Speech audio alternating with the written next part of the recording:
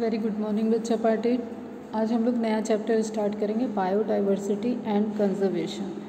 Biodiversity, I think तुम सबको एक इमेजनरी क्लियरेंस तो है कि biodiversity is related to biological world में जो डाइवर्सिटी है, ठीक है, जो वेरिएशंस है, दैट इज़ बायोडाइवर्सिटी। ठीक है, तो बड़ी अच्छी सी स्टार्टिंग है यहाँ पे। और इस चैप्टर के लिए एक चीज़ बता दूँ कि यहाँ पे सब कुछ बेटा आपका जो भी क्वेश्चंस आए गए वो NCERT बेस्ड ही रहेगा, ठीक है, कहीं दाएं बाएं जाने की ज़रूरत नहीं है। डेटा है इस चैप्टर में, काफ़ी ज़्यादा डेटा दिए हुए हैं, उन्हीं डेटा से रिलेटेड आपको क्वेश्चंस आ जाएंगे। क्लियर बेटा? तो नाउ फोकस करते हैं, स्टार्ट कुछ स्टोरी से। If an alien from a distant galaxy were to visit our planet Earth, the first thing that would amaze and baffle him would most probably be the enormous diversity of life that he would encounter. अब ये कहने की बात है बेटा कि वो alien जहाँ से आएगा वहाँ टेक्नोलॉजी हायर है, हो सकता है इस तरीके की डाइवर्सिटी ना हो, तो उसको वो अर्थ पे देखेगा तो उसको चारों तरफ ग्रीनरी एंड, क्योंकि हमें ये नहीं पता वो कहाँ से आ रहा है और वो वहाँ पे कैसा है, तो just this is an paragraph. तो he will definitely wonder about the diversity of earth. Even for humans, the rich variety of living organisms with which they share this planet never ceases to astonize and fascinate us.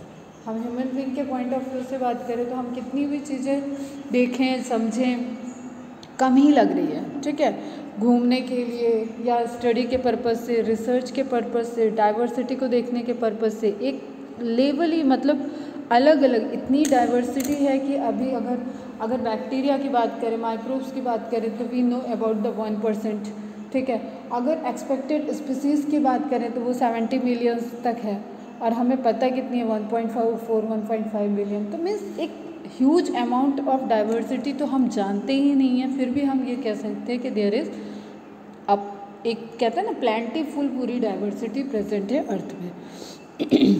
The common man would find it hard to believe that there are more than 20,000। अब ये सब आपको बेटा data है, note down करने होंगे, और इस चैप्टर से आपके टेबल, खुद के टेबल एक बना लेना जिसमें आपका ये सारे डेटा नोट डाउन है और उसको बस पढ़ के चले जाना है, ठीक है। 20,000 स्पीसीज़ ऑफ एंट, एक चींटी जो हम लोग देख रहे हैं उसकी भी 20,000 स्पीसीज़ है, तो एक 3 लाख स्पीसीज़ ऑफ बिटल्स। सबसे ज़्यादा लार्जेस्ट फाइलम कौन सा है, विच इज़ द लार्जेस्ट फाइलम, बताना मुझे, एंड उसमें भी सबसे ज़्यादा डेवलप्ड क्लास कौन सी है। एंड देन यहाँ क्या दिया हुआ है, फिशेस की 28,000 species and nearly 20,000 species of orchid. Orchid कैसा प्लांट है, एपीफाइट, ठीक है, एपीफाइट है, प्लांट के ऊपर ग्रो करने वाली वैरायटी है मैक्सिमम इसमें, और ये इसकी भी अप्रॉक्सीमेटली 20,000 स्पीसीज़ है। तो अगर अभी जैसे तुम लोग चैप्टर पढ़ रहे होगे फर्स्ट, तो वहाँ पे हम लोग देख रहे हैं kingdom, phylum, class, order, family, genus, species. एक पोर्शन मैं रिवाइज करा देती हूँ आज के लेक्चर में। तो किंगडम में हम लोग क्लासीफाई हुआ है विटेकर के अकॉर्डिंग, किंगडम देखें तो वहाँ पे है Monera, Plantae, fungi, Monera, Plantae, fungi, protista and animalia.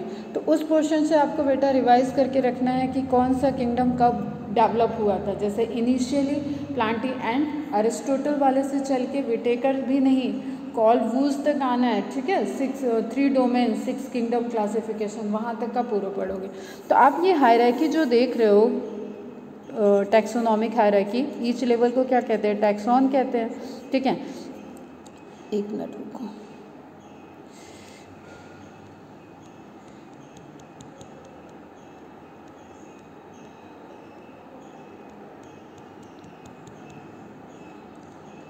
एक मैंने ब्लैक स्क्रीन रखी थी। ईच लेवल को हम लोग क्या कहते हैं बेटा, टैक्सॉन क्या है,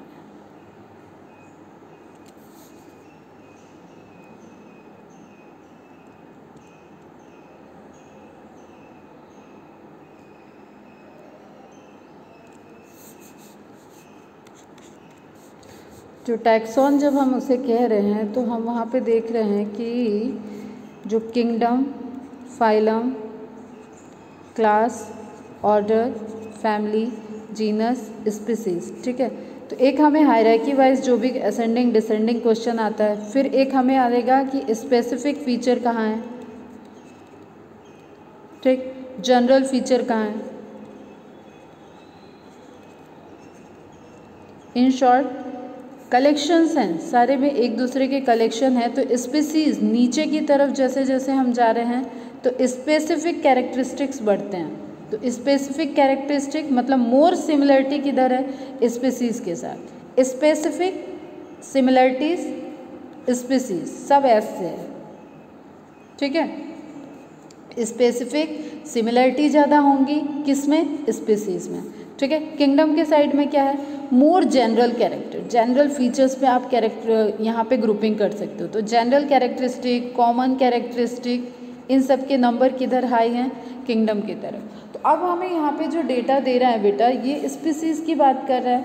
अगर हम एक स्पीसीज़ में 20,000 मेंशन कर रहे हैं, उसमें वैरायटी है, ठीक है। तो अब सॉरी जीनस की बात कर रहा है, और एक पर्टिकुलर जीनस में इतने टाइप्स के स्पीसीज़ हैं। जैसे हम राइस बोल रहे हैं तो राइस की इतनी स्पीसीज़ है, मैंगो देख रहे हैं तो मैंगो के इतनी स्पीसीज़ है। तो वो क्या है, डाइवर्सिटी ही है, ठीक है। तो हम कितने अगर तुमसे ही पूछें कि मैंगो की कितनी वैरायटी बता सकते हो, हार्डली 5, 6, बहुत होगा 10 टाइप की मैंगो की वैरायटीज़ बता सकते हो। तो इसके अकॉर्डिंग जितना भी डेटा बेटा इस चैप्टर में दिया हुआ है वो सब आपको एक जगह नोट डाउन कर लेना, क्लियर। अब यहाँ पे अगर ये मैंने बताया है, ये तो नंबर ऑफ स्पीसीज़ को कॉमन जीनस में रखते हैं, number of genus family, and number of family से एक ऑर्डर बनता है, कई सारे ऑर्डर को मिला के एक क्लास बनती है, कई सारे क्लास को मिला के फाइलम बनता है, ठीक है। एंड फाइलम को मिला के एक किंगडम बनता है। तो किंग इज़ राजा, ठीक, ये किंग हो गया सबसे हायर लेवल पे।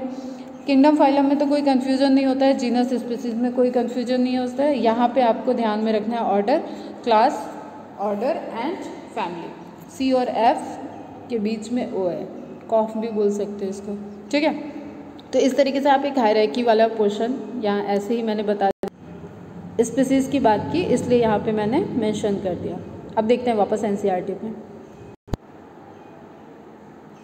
अब हम यहाँ पे देखें बेटा तो 20,000 species of ant, 3 lakh species of beetle, 28,000 species of fishes and nearly 20,000 species of orchid. Ecologists and evolutionary biologists have been trying to understand the significance of such diversity by asking important questions. Why are there so many species? Did such great diversity exist throughout Earth's history? How did this diversification come out? How and why is this diversity important to biosphere? Would it function any differently if the diversity was much less? How do humans benefit from the diversity of life? अगर इन सब questions को आप अपने mind में रखो बेटा, हमने genetics पढ़ी है, हमने इवोल्यूशन पढ़ लिया है, हमने ऑर्गेनिज्म और पॉपुलेशन का रिलेशनशिप, ऑर्गेनिज्म एंड इन्वायरमेंट का रिलेशनशिप, इन सब चीज़ों को जब हमने स्टडी किया है तो हमें बहुत अच्छे से पता है कि स्पेशिएशन क्या होता है, एडॉप्टेशन क्या होता है, सर्वाइवल क्या होता है, और बायोडाइवर्सिटी क्या रोल प्ले करेगी, प्रोडक्टिविटी का रोल क्या है, ठीक है। ये सारी चीज़ें हम लोग को ऑलमोस्ट काफ़ी क्लियर हैं।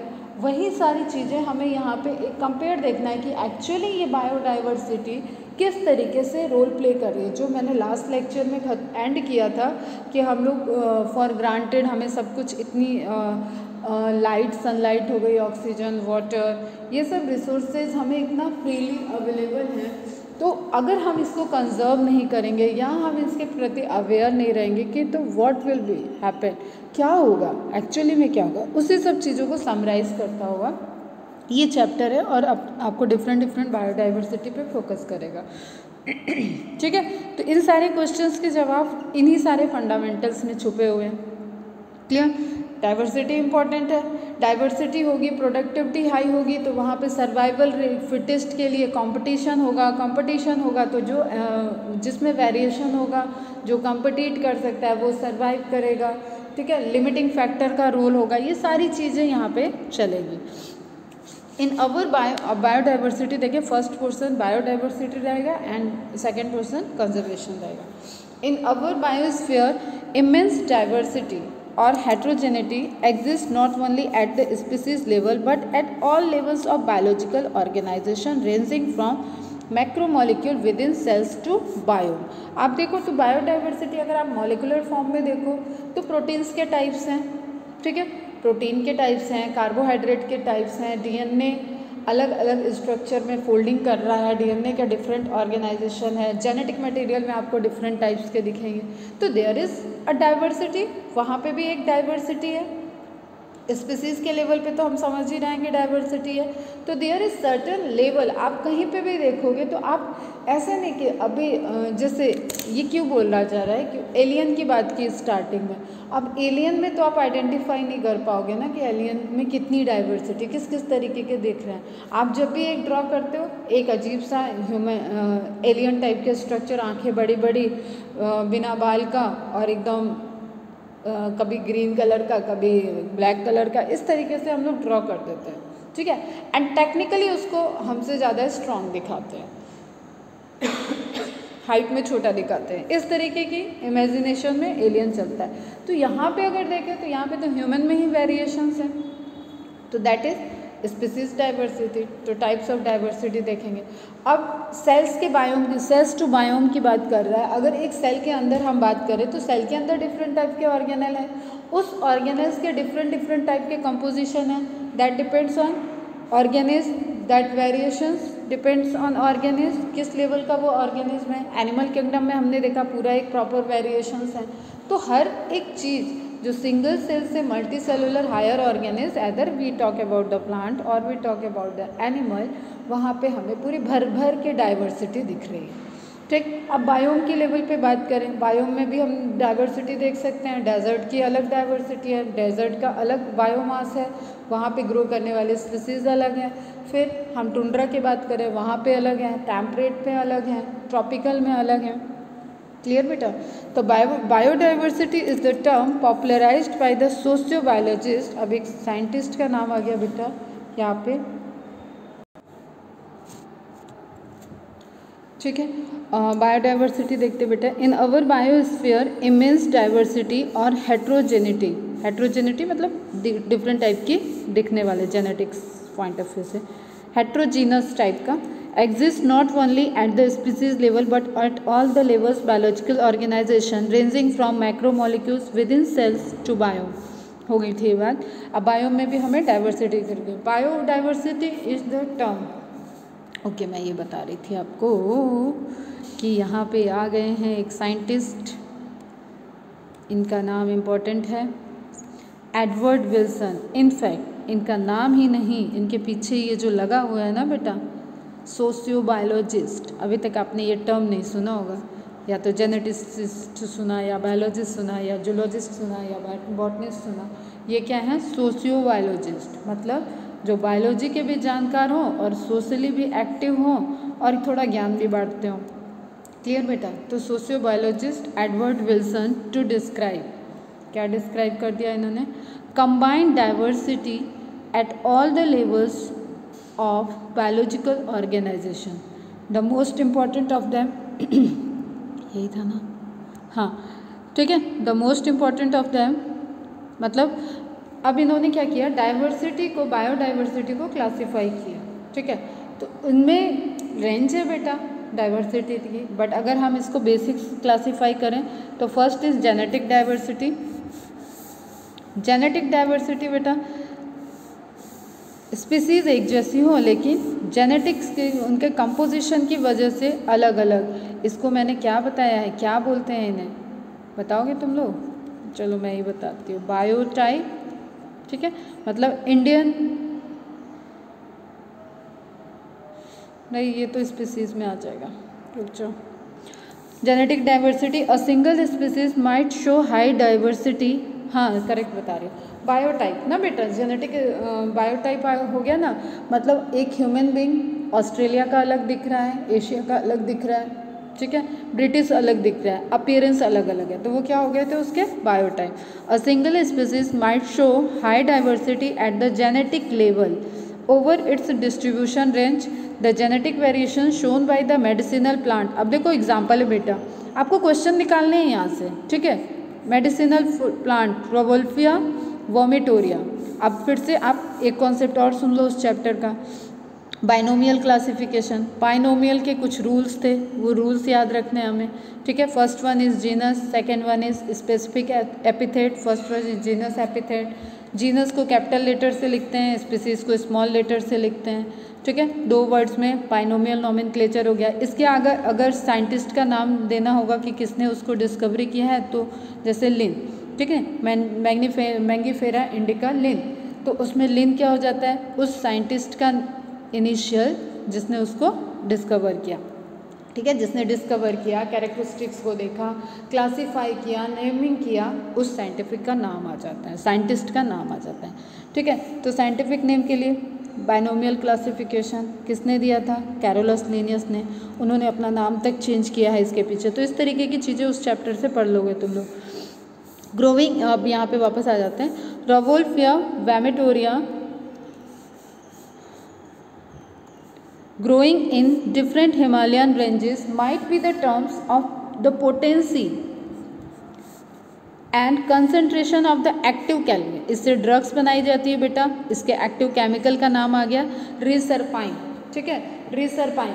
रिसरपाइन इसका एक्टिव केमिकल है, इसकी कंपोजिशन में चेंजेस आ रहा है, इसलिए रवोल्फिया की जो इन्वायरमेंट है, मतलब स्पीसीज एक है लेकिन उस इन्वायरमेंट की वजह से एक जगह का रवोल्फिया अलग कंसंट्रेशन प्रोड्यूस कर रहा है रिसरपाइन का, एंड अलग क्वांटिटी प्रोड्यूस कर रहा है, एक जगह का अलग क्वालिटी एंड क्वांटिटी में प्रोड्यूस कर रहा है सारे के सारे रवोल्फिया vomitoria.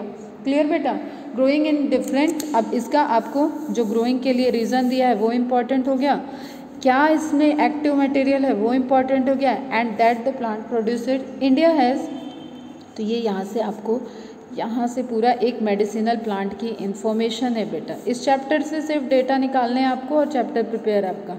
Clear. India has more than 50,000 genetically different strain of rice. Rice का स्ट्रेन दे दिया है कितने, 50,000। 1,000 वेराइटीज़ ऑफ मैंगो। अब यहाँ पे ध्यान देना, इंडिया का दिया है ये, ठीक। तो क्वेश्चन में आपसे क्या पूछता है, थोड़ा सा तुम लोग क्वेश्चन पढ़ने में गलतियाँ कर रहे हो बेटा, क्वेश्चन बहुत अटेंटिव होकर पढ़ा करो। इंडिया पूछा तो इंडिया के डेटा हमें देना। Clear. Now if we talk about the species diversity, speciation जो अलग अलग स्पीसीज फॉर्म हो रही हैं एक जीनस के अंदर, that is species diversity. The diversity at the species level, for example the western Ghat, for example the western Ghat have a greater amphibian species diversity than the eastern घाट। अब ये तो geography वाली बात हो गई, ठीक है, नोट डाउन कर लेना। ईस्टर्न घाट, जैसे अगर हम लोग बात करें इक्वेटर की बात करें एंड अंटार्कटिक जोन की बात करें, इन सारे जोन में आर्कटिक जोन की बात करें, तो सब जगह जो डाइवर्सिटी है ना उसी मतलब वहाँ के क्लाइमेट से, वहाँ के इन्वायरमेंट पे डिपेंडेंट है। तो यहाँ पे बस आपको स्पीसीज डाइवर्सिटी में दिया हुआ है कि वेस्टर्न घाट में diversity, number of amphibian species ज़्यादा हैं compare to eastern Ghat. Ecological diversity की बात करें तो जो इकोसिस्टम के वजह से डाइवर्सिटी आएगी, ठीक है, या जो डिफरेंट बायोम है इकोसिस्टम, उसमें डिफरेंट बायोम में जो डाइवर्सिटी है, that is ecological diversity. At the ecosystem level, India for instance with its desert, rainforest, mangroves, coral reef, wetlands, estuaries and alpine meadows has a great ecosystem diversity than a Scandinavian country like Norway। ठीक है, मतलब Norway, अभी हम images कुछ दिखाते हैं। Norway कैसे ठंडा है, बहुत ठंडा। आप इस तरीके से समझो जैसे आपके फ्रिज के अंदर की कंडीशन है ना, फ्रीज वैसा वाला सिचुएशन वहाँ पे हो जाता है। तो जहाँ पे इस तरीके का सिचुएशन है वहाँ आपको बाहर बहुत ज़्यादा ग्रीनरी, बहुत ज़्यादा वेरिएशन, बहुत ज़्यादा डाइवर्सिटी नहीं दिखेगी। अब इंडिया कैसा है, इंडिया मतलब एक बहुत फेवरेबल कंडीशंस में आता है कि ये बायोडाइवर्सिटी को फेवर करने की, यहाँ पे ट्रॉपिकल है, ठीक है, एंड टेम्परेट है, डेजर्ट है, सब तरीके का आपको मैंग्रोव्स भी दिखेंगे, हर तरीके का यहाँ पे वेरिएशंस दिखेगा आपको। अंडर सी का भी डाइवर्सिटी दिख रहा है, आपको केरल साइड में पूरा ट्रॉपिकल वाला भी दिख रहा है डाइवर्सिटी। अपर साइड में देखें तो हमें जो ठंड टेम्परेट रीजन वाला है वो वाली डाइवर्सिटी दिख रही है। मिड में देखें हम जो ये मध्य प्रदेश वाला एरिया है, यहाँ पे आपको ग्रासलैंड एंड फॉरेस्ट की डाइवर्सिटी बहुत ज़्यादा दिखेगी। ठीक है, एमपी फॉरेस्ट के लिए जाना जाता है, तो आपको एक पूरा डाइवर्सिटी दिखेगा। जैसे एमपी में जो भोपाल के पास विदिशा साइड में वहाँ पे ट्रॉपिक ऑफ कैंसर वहाँ से क्रॉस करती है। ठीक है, आप पूरे अर्थ का ग्लोब देखो तो ट्रॉपिक ऑफ कैंसर इंडिया से क्रॉस करती है। वो क्रॉसिंग कहाँ पे है? वो एमपी में है, भोपाल के आसपास। ये मैं तो नहीं गई थी, मेरे घर के लोग वहाँ पे मतलब एक बार गए थे, तो वहाँ पे प्रॉपर एक वो टूरिस्ट प्लेस हो गया ना ऑब्वियसली कि यहाँ से ट्रॉपिक ऑफ कैंसर क्रॉस कर रही, तो उस जगह का क्लाइमेट अलग है, वहाँ पे घने जंगल और वैसा वाला एरिया है इंडिया के पॉइंट ऑफ व्यू से हम बता रहे हैं। फिर मेघालय का अलग तरीके से है, केरला साइड का अलग तरीके से, ईस्टर्न नॉर्थ ईस्टर्न मेघालय वगैरह ये अलग तरीके से, कश्मीर साइड आपको अलग तरीके का एक जोन दिख रहा है। तो आपको पूरा बाहर तो देशों में क्या जाओगे घूमने, यहाँ इंडिया में ही आपको इतना डाइवर्सिटी है, इकोलॉजिकल डाइवर्सिटी, कि आपको डिफरेंट तरीके के जोन्स दिख रहे हैं। बट आप नॉर्वे की बात करें तो ये सब ऐसी कंट्री है जहाँ पे आपको बहुत ज़्यादा वेरिएशंस नहीं दिखेगा। जो वहाँ का वेदर है, जो वहाँ का क्लाइमेट है, वो छोटी छोटी कंट्रीज़ हैं और उसी तरीके से ये कंट्री भी बड़ी है और यहाँ पे डाइवर्सिटी भी ज़्यादा है। It has taken millions of years of evolution to accumulate this rich diversity in nature, but we could lose all that wealth in less than 2 centuries if the present rate of species losses continue. अब बहुत important point है बेटा ये, मतलब social आप point of view से देखो तो इसकी कितनी, हम जब तुमको इवोल्यूशन पढ़ा रहे हैं तो हम कितने हजारों क्या लाखों मिलियंस ईयर की बात हम लोगों ने कर ली। तब तक तो ऐसा उथल पुथल नहीं आ रहा था। ठीक है, अभी कैसा हो रहा है, लास्ट 200 सेंचुरीज़ में, 200 में मतलब ईयर्स में यहाँ पे इतना ज़्यादा एक्सटिंक्शन ऑफ स्पीसीज़ हो रहा है। इंडेंजर्ड स्पीसीज़ बहुत सारी हैं इस टाइम, इंडेंजर्ड प्लांट एनिमल्स वो काफ़ी ज़्यादा हैं। बिकॉज ऑफ व्हाट, एक तो ये जो टेक्नोलॉजी बढ़ती जा रही है और जिस तरीके से ह्यूमन यूज़ कर रहा है। देखो अगर मैं ये बोलती हूँ ना बेटा आपको कि इवोल्यूशन तो कंटिन्यूअस प्रोसेस है, लेकिन राइट नाउ हमारे धरती पे पूरे कहीं पे भी ह्यूमन का कोई इंटरमीडिएट स्पीसीज नहीं है, होमो सैपियंस ही है जो है।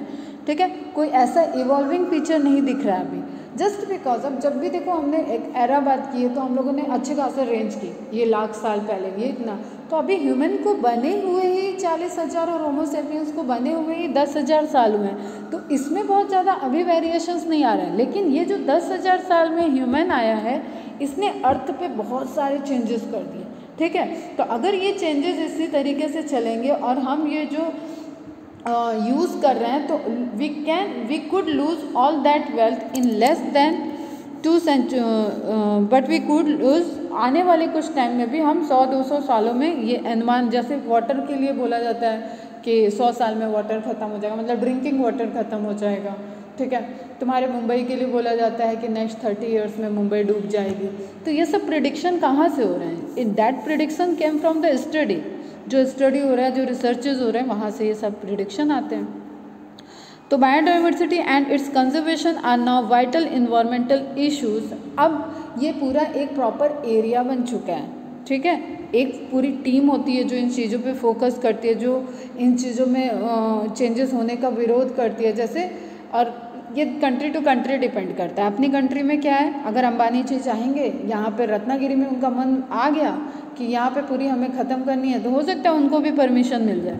तो ये रत्नागिरी जो प्रिजर्व में आता है आपका एरिया, समहाउ कोई भी सरकार, कोई भी नियम, अभी तो संविधान चेंज हो जा रहा है तो कुछ भी हो सकता है। तो इट डिपेंड्स ऑन कंट्री कि हम किस तरीके से अपने रिसोर्सेज को कंजर्व करते हैं, किस तरीके के हमारे लॉज आते हैं और वो सिर्फ पेपर पे रहते हैं या अप्लीकेबल हो पाते हैं। तो उसका रिजल्टेंट होगा कि वो कंट्री आगे जाके इन रिसोर्सेज को कैसे कैरी करती है और किस तरीके से डेवलप करती है।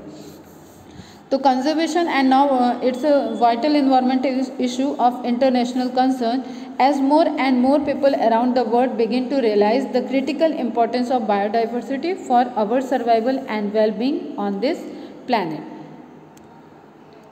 तो आपको यहाँ से जो जो डेटा मिले हैं बेटा वो आप नोट डाउन करोगे।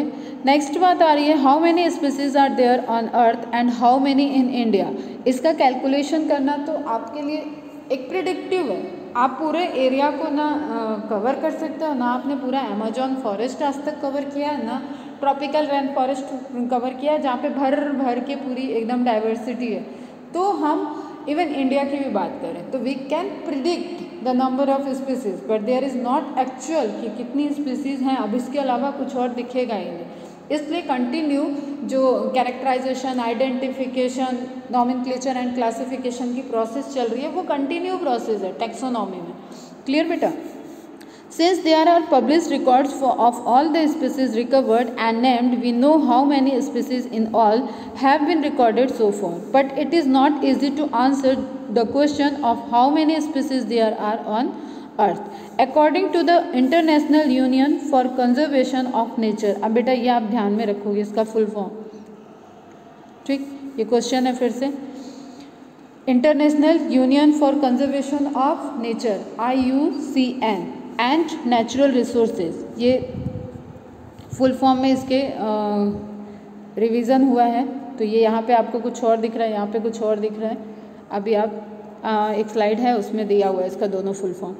2004 the total number of plant and animal species described so for is slightly more than 1.5 million, but we have no clear idea of how many species are yet to discovered and described. Estimates vary widely and many of them are only educated guesses. For many taxonomic groups, species inventories are more complete in temperate than in tropical countries. Considering that an overwhelming large proportion of the species waiting to be discovered are in the tropics, biologists make a statistical comparison of the temperate tropical species richness of an exhaustively studied group of insects and extrapolate this ratio to other groups of animals and plants to come up with a gross estimate. ठीक है बेटा, जो known है उसके according हम एक gross estimation कर रहे हैं of the total number of species on earth. ठीक है, और हम सबको पता है इन सब में पूरी बायोडाइवर्सिटी आ रही है, इन्वायरमेंटल कंडीशंस आ रहे हैं, ठीक है, बायोम का रोल प्ले हो रहा है। Some extreme range from 20 to 50 millions. कुछ एक्सट्रीमिस्ट जो ये स्टडी करने वाले हैं, इकोलॉजिस्ट एंड टैक्सोनॉमिस्ट इन बायोलॉजिस्ट, इनका एस्टिमेशन है कि it is approximately 20 to 50 million, but ये बहुत ह्यूज अमाउंट है। ठीक है, but a more conservative and scientifically sound estimate made by Robert May. अब ये फिर अगेन आपको एक साइंटिस्ट का नाम आ गया, रॉबर्ट मे। ठीक, he is giving a scientifically estimate data पे उन्होंने बात किया और उन्होंने बताया कि the global species diversity is about 7 million.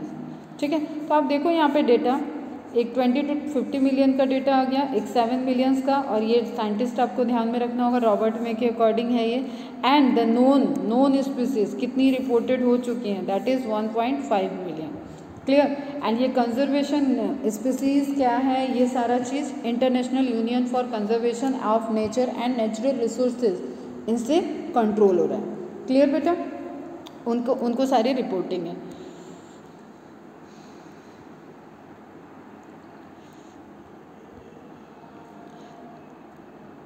Let us look at some interesting aspect about Earth's biodiversity based on the currently available species inventories.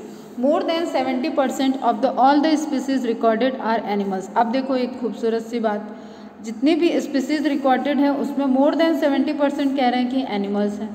तो variations कहाँ ज़्यादा है बेटा? एनिमल्स में। Wild plants including algae, fungi को देखो plant में लिया है बेटा। अब ये क्वेश्चन आपको गलत करा सकता है, तो यहाँ पे अपनी नॉलेज आपको अलग रखनी है एंड बायोडाइवर्सिटी के पॉइंट ऑफ व्यू से। अगर चलो एक क्वेश्चन का आज आंसर और देना, which is the last kingdom classified. चलो लास्ट तो छोड़ो, what is the sequence of kingdom to be क्या लिखें, डिस्कवर्ड, चलो ठीक है। किस सीक्वेंस में किंगडम्स को डिस्कवर्ड किया है? तो 5 किंगडम क्लासिफिकेशन के आप सारे, या 6 किंगडम क्लासिफिकेशन तक, 6 किंगडम क्लासिफिकेशन तक आप मुझे सीक्वेंस दोगे कि किस तरीके से ये क्लासिफिकेशन हुआ है। जिसको 6 किंगडम नहीं पता है वो विटेकर का 5 किंगडम क्लासिफिकेशन के रिस्पेक्ट में ये आंसर करेगा। क्लियर? तो फंजाई यहाँ पे इस पैराग्राफ और इस चैप्टर के अकॉर्डिंग कहाँ पे है बेटा? प्लांट्स में। तो including algae, fungi, bryophyte, gymnosperm and angiosperm comprise no more than 22% of the total. Among animals, insects are the most species rich taxonomic group. आपको एक पहले क्वेश्चन का आंसर भी आ रहा है बट आप फिर भी आंसर करो। Making up more than 70% of the total. इतने में जो आपको अब ये डेटा आप लाइन बाय लिखोगे बेटा, ठीक है। 20% किसका हो गया? प्लांट्स का। 70% हो गया एनिमल्स का। एमंग एनिमल्स, फिर से एनिमल में वो क्लासीफाई करा। Insects are the most species rich taxonomic group. Insecta सबसे ज़्यादा है, making up more than 70% of the total species, total population इनकी सबसे ज़्यादा है एनिमल में।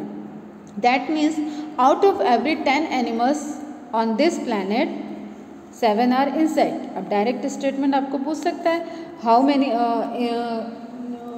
फॉलोइंग क्वेश्चन में इनकरेक्ट स्टेटमेंट को आइडेंटिफाई करो, ऐसा जो क्वेश्चन आता है उसमें ऑब्वियसली बेटा 3 तो करेक्ट है ना, तो वो 3 करेक्ट आपको एकदम पता होना चाहिए। तो यहाँ पे ऐसे ऐसे स्टेटमेंट बायोडाइवर्सिटी से आ सकते हैं।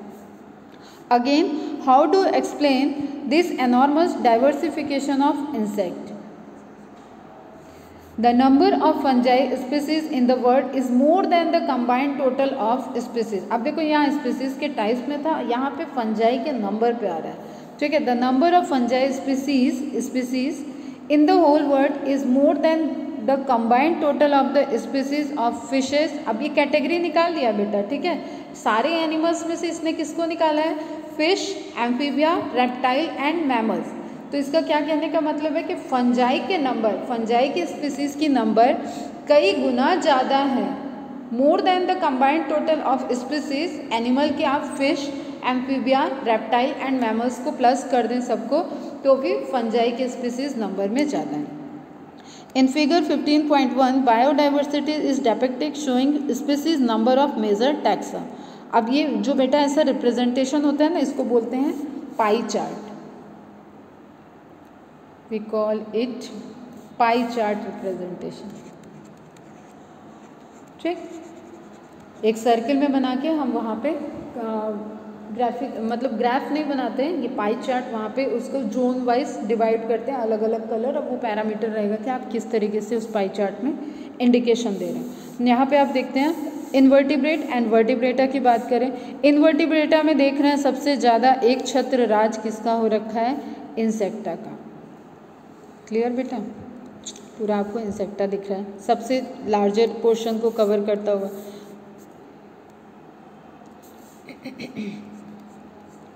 ठीक, फिर सेकंड नंबर पे आ जाते हैं मोलस्का। आपका एनिमल किंगडम भी रिवाइज हो रहा है ध्यान से, ठीक है। सेकंड नंबर पे क्या आ गया? मोलस्का, देन क्रस्टेशियंस, देन पूरा एक कॉम्बिनेशन ऑफ एनिमल्स ग्रुप का, ठीक है। सारे इन्वर्टिब्रेट्स में जो जो आ जाएंगे उनको यहाँ पे कंबाइन कर दिया गया। पोरीफेरा से लेके प्लेटिहेलमिन्थेस, एस्केलमिन्थेस, एकांडोडर्मस सब यहाँ पे आ रहे हैं आपके, ठीक है बेटा। Now talk about the vertebrates. Vertebrates में क्या है? सबसे ज़्यादा राज किसका है? फिशेस का, ठीक है। फिर भी क्या बोल रहे हैं? प्लांट में फिश, मैमल, बर्ड, रेप्टाइल, इन सबको प्लस कर दिया जाए तो फंजाई का नंबर ज़्यादा है। क्लियर बेटा? तो जो भी डेटा दिया हुआ है उसको आप लाइन बाय लाइन नोट करोगे। मैमल्स दिख रहे हैं, बर्ड्स दिख रहे हैं, फिशेस के बाद सबसे हायर क्या है स्पीसीज? बर्ड्स हैं, then reptile, then mammals and amphibians. Clear? तो आप पाई चार्ट में देख सकते हो यहाँ पे।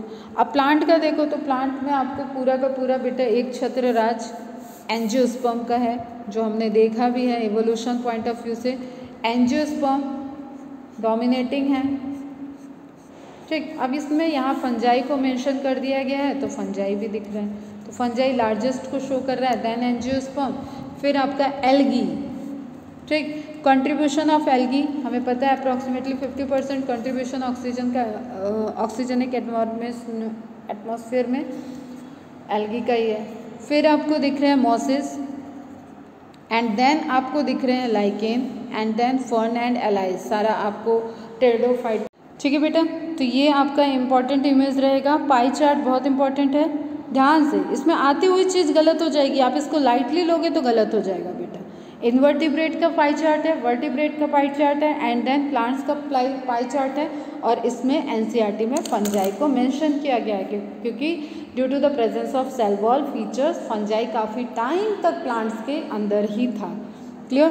तो representing global biodiversity, proportionate number of species of major texture of plants, invertebrates and vertebrates. It should be noted that these estimates do not give any figures for prokaryote.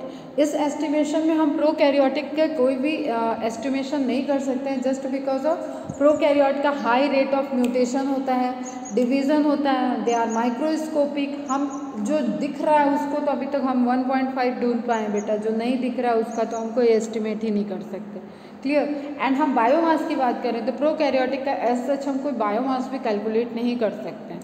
तो biologist are not sure about how many prokaryotic species there might be. Clear? The problem is that conventional taxonomic methods are not suitable for identifying microbial species, and many species are simply not culturable under laboratory conditions. कई species ऐसे हैं जिनका growing condition अलग अलग है और आप उनको लेबोरेटरी में कल्चर भी नहीं कर सकते हो। आप उनका rate of replication, doubling time, ये सारी चीज़ें कैलकुलेट नहीं हो पा रही हैं अभी तक, इसलिए हम एक प्रेडिक्शन नहीं दे सकते हैं कि माइक्रोब्स की कितनी स्पीसीज़ हैं और कितनी वैरायटी प्रेजेंट है। ठीक है, जब तक हम करेंगे तब तक हो सकता है उनमें म्यूटेशन हो जाए और वो नई स्पीसीज़ बन जाए। जैसे आपका कोरोना वायरस आया तो ये दैट इज़ म्यूटेटेड स्पीसीज़, तो इस तरीके से वो चेंज होते रहेंगे। और अभी जो प्रेडिक्शन है माइक्रोबायोलॉजिस्ट का, उनका प्रेडिक्शन बेटा स्ट्रॉन्ग है कि अभी इस रेंज के कई वायरस अटैक होने वाले हैं और कई इस तरीके का इन्वायरमेंटल हम लोगों को पैंडेमिक डिजीजेस देखनी पड़ेंगी फ्रिक्वेंटली, मतलब अब कम टाइम में होगा। The problem is that conventional taxonomic method ये हो गया, इफ़ वी एक्सेप्ट बायोकेमिकल और molecular criteria for delineating species for this group, then their diversity alone might run into millions. अगर हम इनका बायोकेमिकल कंपोजिशन, कुछ ऐसे साइंटिस्ट कहते हैं कि हम कंपोजिशन की स्टडी कर लेते हैं कि जैसे आप एक क्वेश्चन और नोट डाउन करो आज, what is the difference between gram positive and gram negative bacteria. ठीक है, तो जब हम उनके सेल वॉल की कंपोजिशन, वो कैप्सुलेटेड हैं या नहीं, उसकी कंपोजिशन, इस बेसिस पे हम एक कंपोजिशन की स्टडी जो अब तक नॉलेज में हो चुकी है, अगर उससे भी हम कैलकुलेट करने की कोशिश करें तो भी हमें ऐसा दिख रहा है कि मिलियंस ऑफ स्पीसीज तो प्रेजेंट ही हैं, डाइवर्सिटी वहाँ पे भी है। ठीक है, although we can't estimate the diversity and the number of microbes, types of microbes, number of microbes तो बिल्कुल भी नहीं कर सकते। Although India has only 2.4% of the world's land area. अब फिर अगेन बेटा डेटा वाली बात है, आपको यहाँ पे क्या लिखा कि इंडिया 2.4% लैंड एरिया कवर कर रहा है, इंपॉर्टेंट है बेटा। Its share of the global species diversity is an impressive 8.1%, just because of जो डाइवर्सिटी है, जो कंडीशंस हैं, ठीक है, बायोडाइवर्सिटी है, जो यहाँ का क्लाइमेटिक वेदर है और जो डिफरेंट बायोम्स यहाँ प्रेजेंट है, तो 2.4% तो लैंड एरिया कवर कर रहा है, लेकिन डाइवर्सिटी में कितना कवर कर गया, 8.1%। मतलब 100% डाइवर्सिटी में 8.1% डाइवर्सिटी तो इंडिया दे रहा है इसे, जो स्टडीड है बेटा। ठीक है, रिकॉर्डेड पॉइंट से बोल रहा है। दैट इज़ वॉट, अभी पता भी नहीं कि कितना नहीं पता है, that is what makes our country one of the 12 mega diversity countries of the world, nearly 45,000 species of plants and twice as many of animals have been recorded from India. Clear? एक पूरा data दिया हुआ है बेटा, कितनी species plant में, इसके double species animals की इंडिया से रिकॉर्ड की गई है। मतलब जब हम पूरे इंटरनेशनल लेवल पे बात करें तो 8.1% कंट्रीब्यूशन इंडिया का है और ये 12 मेगा डाइवर्सिटी कंट्रीज़ में इंक्लूड भी किया जाता है। How many living species are actually there waiting to be discovered and name. अब हम ये एज्यूम नहीं कर सकते हैं बेटा कि अगर हम ये डेटा की भी बात कर रहे हैं तो भी 1.5, अभी कितना रिमेनिंग रह गया, 5.5 तक तो हमें पता ही नहीं है कि क्या क्या प्रेजेंट है। तो they are waiting to discover. जैसे होता है ना कि हम छुपा छुपाई खेल रहे हैं घर में, तो हम लोग छुपते हैं कि हमें ढूंढ ना पाए, हम जीत जाएं। और फिर अगर कोई छोटे बच्चे खेल रहे हैं कि अरे हमें ढूंढ ले, उन्हें पता ही नहीं कि क्या क्या करना है या कितना छुपना है कितना, वो मस्ती करते हैं। जैसे कृषु और छोटा वाला उसका भाई वहाँ खेलता है, तो वो छुपता है, तो वो गुड्डा ऐसे, जो छोटा वाला है वो ऐसे छुपता है कि उसको लगता है कि वो किसी को नहीं दिख रहा है, तो उसको भी कोई नहीं देख रहा है, ठीक है, जबकि उसका कोई ना कोई पार्ट दिखता रहता है। तो लाइक वो वेटिंग फॉर द डिस्कवरी, ऐसा होता है ना कि हम वेट कर रहे हैं कि हमें कोई निकाल ले यहाँ से, ठीक है, लेकिन हो सकता है वो डिस्कवरी ही नहीं हो पाए, वो वेट ही करता रहे और वो एक्सटिंक्ट हो जाए। तो कितनी सारी स्पीसीज ऐसी भी होंगी जो डिस्कवरी का वेट करते करते, नेमिंग का वेट करते करते यहाँ से एक्सटिंक्ट हो जाएंगी, ठीक है। इफ़ वी एक्सेप्ट मेज global estimate, only 22% of the total species have been recorded so far. Applying this proportion to India's diversity figure, we estimate that there are probably more than 1 lakh plants species and more than 3 lakh animal species yet to be discovered and described, ठीक है। उनके data के जो predicted data है उसके according भी अभी तक 1 लाख प्लांट स्पीसीज जो हैं वो डिस्कवरी के वेट कर रही हैं and 3 lakh animal species discovery का वेट कर रहे हैं। वुड बी एबल टू, इसका देखो नोट्स बन जाएगा ना बेटा, तो लास्ट में इसको पढ़ के भी चले जाओगे तो भी चलेगा, क्योंकि सब डेटा है यहाँ पे। Would be able to complete the inventory of the biological wealth of our country. हम कभी ऐसा नहीं होगा कि जो भी बायोलॉजिकल वेल्थ हम जिनको यूज़ कर रहे हैं, जो चीज़ें, उसकी हम कोई भी कीमत दे पाएँ, या इसका हम जो एक तरीके से पूरा इसकी सारी चीज़ें इसके बारे में जान पाएँ। Consider the immense trend man power taxonomist. अगर हम बात करें कि देखो अब होता है ना कि कौन कितना रिसर्च एरिया में रिसर्च कर रहा है, किस रिसर्च एरिया, आप जस्ट मैं आई एम अ रिसर्चर, आप मुझसे बात करोगे तो there are huge number of researchers. अगर हम डिजीज़ की बात करें तो जो कि कैंसर पे स्टडी कर रहे हैं, सारी दुनिया में सबसे ज़्यादा स्टडी कैंसर पे हो रहा है, ठीक है। मेडिसिनल प्लांट पे स्टडी बहुत लोग कर रहे हैं। मतलब देयर आर कुछ ऐसे रेंज है कि जिनके में अगर किसी को ये बोलो कि हम टैक्सोनॉमिस्ट बनना चाहते हैं, हम प्लांट की डाइवर्सिटी पे स्टडी करना चाहें, तो ऐसे इंस्टीट्यूट भी कम मिलेंगे और ऐसे लोग भी कम मिलेंगे जो कि इनको जिसको इस पोर्शन में लगाओ। तो जब हमारे पास मैन पावर ही कम है, जब हम टैक्सोनॉमिस्ट कम हैं, ठीक है, समझ रहे हैं इस चीज़ को कि और जो उस एरिया में पढ़ लिख रहे हैं वही नंबर में कम है, तो इनका जो इतना सारा अभी भी अनरिवील्ड पोर्शन है कि क्या चीज़ है, कितनी डाइवर्सिटी है, उसको हम इतना पॉसिबल नहीं है कि इतने कम टाइम में हम उसको सारा डिस्कवर कर लें, ठीक है। This is a by chance discovery, ठीक। जैसे अमेजन फॉरेस्ट तुम लोगों डिस्कवरी चैनल वगैरह में देखा होगा, तो पूरा ग्रुप होता है जो फॉरेस्ट वगैरह में घूमते रहते हैं, कुछ उनको नई स्पीसीज ऐसी दिखती है तो वो स्टोर करके लाते हैं, क्लियर बेटा, तो स्टडी करते हैं। तो जैसे बिटल्स का कलेक्शन एक हॉबी होता है कई लोगों का, बिटल्स कलेक्ट करते हैं, तो दे आर मतलब इस तरीके का इंटरेस्ट होना चाहिए तब तो कोई पढ़ेगा। तो ऑब्वियसली यहाँ पे क्या है, ट्रेंड मैन पावर भी कम होंगे and the time required to complete the job. और एक ये कैसा रिसर्च है ना, ये ऐसा रिसर्च ही नहीं है कि आप लैपटॉप पे बैठे बायोइन्फॉर्मेटिक्स का मॉडलिंग कर रहे हो और हो गया 2 साल 4 साल में कवर हो गया। हो सकता है it will take lots of time, आपके लाइफ के 10 साल लग गए, 15 साल लग गए और आपको कोई आउटपुट भी नहीं मिला, ऐसा हो सकता है, क्योंकि this is totally dependent on environment. Reality से आप वहाँ पे रिसर्च करोगे। The situations appear more hopeless when we realize that a large fraction of these species faces that threat of becoming extinct even before we discover that. यहाँ पे क्या है बेटा, that is more horrible situation कि हम value ही नहीं समझ रहे हैं। और वो देखो, वो जहाँ पे भी होगा, जो भी एनिमल प्लांट है, वो 2 चीज़ों में कंट्रीब्यूशन तो कर ही रहा है, energy flow and nutrient cycling. तो उसके रोल, उसकी इम्पोर्टेंस कहीं ना कहीं ह्यूमन के लिए है, वो तो अपना रोल प्ले करके रह रहा है, लेकिन ह्यूमन बींग उसको डिस्कवर भी नहीं कर पा रहे। क्लियर बेटा? तो just because of lack of man power and time, हम हो सकता है कि उस स्पीसीज तक पहुंच भी नहीं पाए जो प्रेजेंट थी और वो एक्सटिंक्ट हो गई। Nature's biological library is burning even before we catalogued the titles of all books stocked there. अब ये इसी तरीके से है जैसे बेटा अब यहाँ पे लाइब्रेरी से आपको कंपेयर कर दिया, ठीक है। लाइब्रेरी में आप जाओ किसी सेंट्रल लाइब्रेरी, किसी बड़ी बड़ी लाइब्रेरी होती है, BHU की लाइब्रेरी बहुत बड़ी है, NIT की लाइब्रेरी मेरी बहुत बड़ी थी, एक सेंट्रल लाइब्रेरी होती है भोपाल में वो बहुत बड़ी है।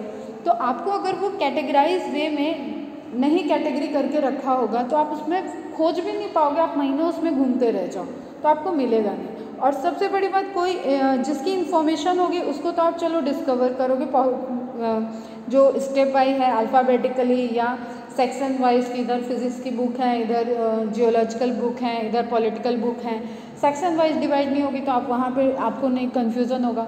जस्ट आप ऐसे जो सपोज़ करो कोई एक स्टोरी बुक है किसी राइटर की लिखी हुई बहुत बढ़िया कोई आत्मकथा या बायोग्राफी है जिस तक आप बार बार लाइब्रेरी में जा रहे हो लेकिन घूम के चले आ रहे हो, कुछ और पढ़ के चले आ रहे हो, आपको ना उस बुक के बारे में किसी ने बताया है ना वो बुक आपको दिख गई, आपके आँख के सामने आई और उससे पहले कोई और उस बुक को ले गया।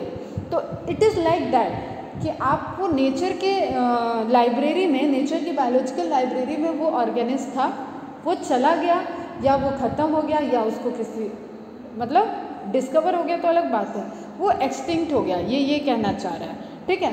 तो आपके वो बुक, वो जो बहुत अच्छी बुक थी, आप बहुत बड़े बुकोलिक हो, बहुत पढ़ना पसंद करते हो, लेकिन आप उस बुक तक पहुँच ही नहीं पाए और उससे पहले वो आपकी रीच से बाहर हो गई।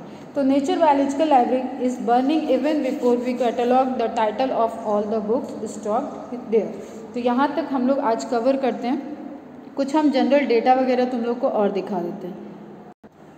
जैसे व्हाट इज़ बायोडाइवर्सिटी, तो अब हम इसमें ज़्यादा बोलेंगे नहीं, हम लोग पूरा देख ही रहे हैं क्या है biodiversity. Animals point of view से, प्लांट ऑफ व्यू से, वेरिएशन जेनेटिक लेवल पे, स्पीसीज लेवल पे, इकोलॉजिकल लेवल पे हमें डाइवर्सिटी दिख रही है। टाइप्स ऑफ डाइवर्सिटी में genetic diversity, diversity of gene with in a species that is genetic diversity, जिससे बायोटाइप का फॉर्मेशन होता है। स्पीसीज डाइवर्सिटी, स्पेशिएशन आ जाएगा यहाँ पे। Diversity among species in an ecosystem, ecosystem diversity, diversity of a habitat in a given unit area, ठीक है।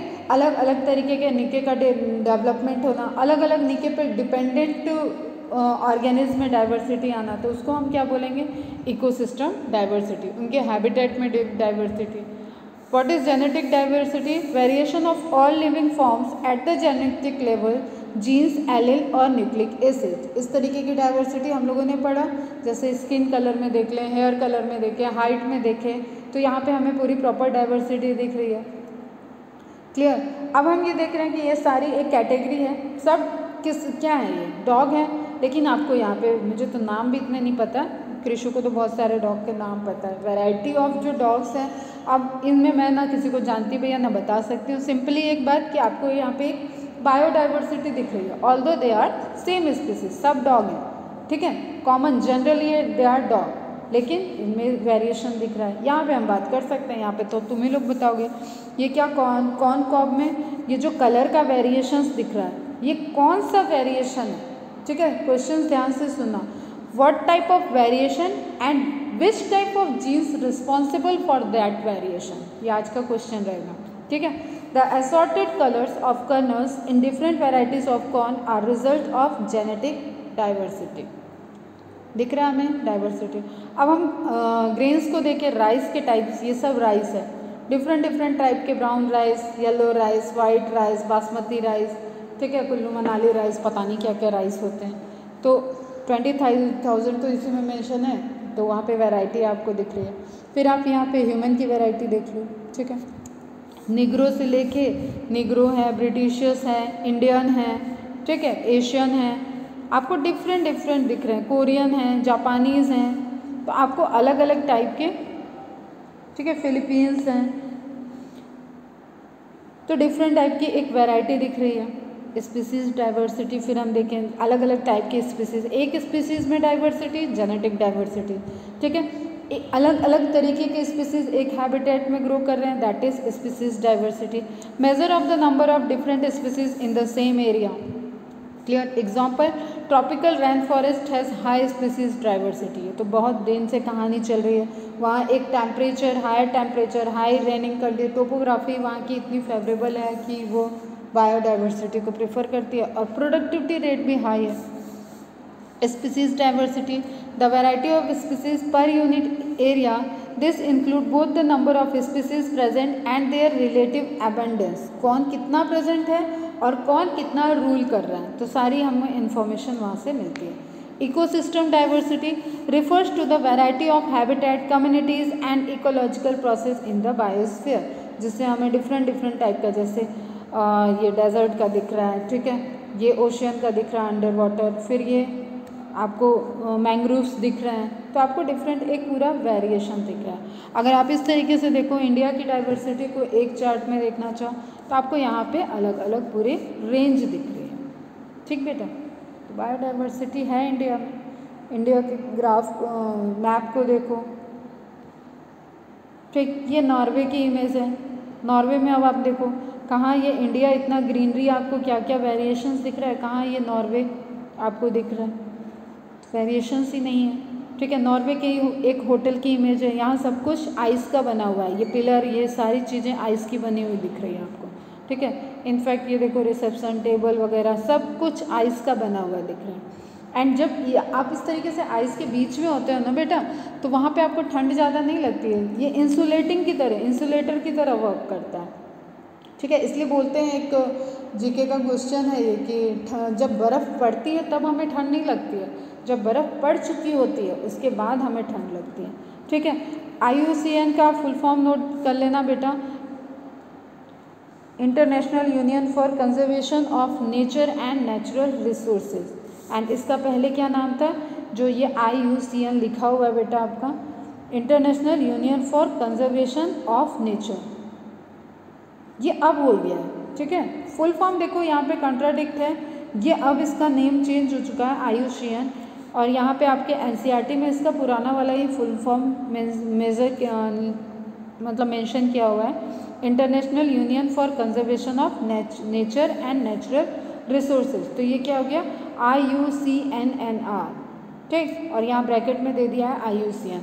तो अब जो ये रिवाइज नेम है that is international union for conservation of nature, तो दोनों पॉइंट को बेटा स्टार मार्क करके रख लेना, ये भी करेक्ट आंसर है, ये भी करेक्ट आंसर है। NNR करके आ गया तो आपको भूलना नहीं है कि वो क्या है, तो जस्ट आप एक नोट डाउन करोगे। India as mega diversity nation, जो 12 मेगा डाइवर्सिटी कंट्रीज़ का नाम लिया गया था वो सारी कंट्रीज़ हैं यहाँ, Australia, Brazil, China, Colombia, Ecuador, the United State, India, Indonesia भी हाईली बायोडाइवर्सिटी को शो करता है, Madagascar, Mexico, Peru, the Democratic Republic of Congo, मेरे को तो ये सब नाम भी नहीं पता, ठीक है बेटा। तो ये आप एक ओवरव्यू, ये आपको पूरे वर्ल्ड मैप में दिख रहा है किस तरीके से, जहाँ जहाँ ग्रीन डॉट है वही सारे 12 कंट्री हैं, और यहाँ पे बायोडाइवर्सिटी है। आपका अमेजन फॉरेस्ट यहाँ पे रहता है ब्राज़ील वाले एरिया में, ठीक है बेटा, क्लियर। बाकी हम लोग नेक्स्ट क्लास में कंटिन्यू करेंगे।